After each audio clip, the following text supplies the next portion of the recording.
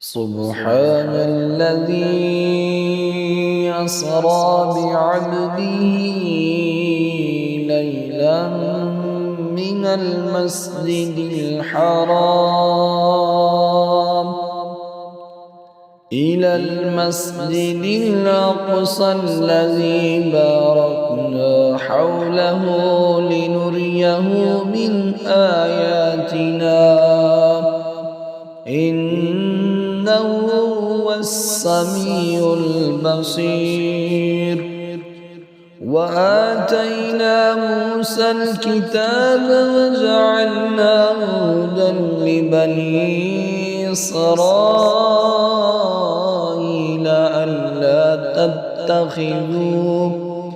ألا تتخذوا من دوني وكيلا.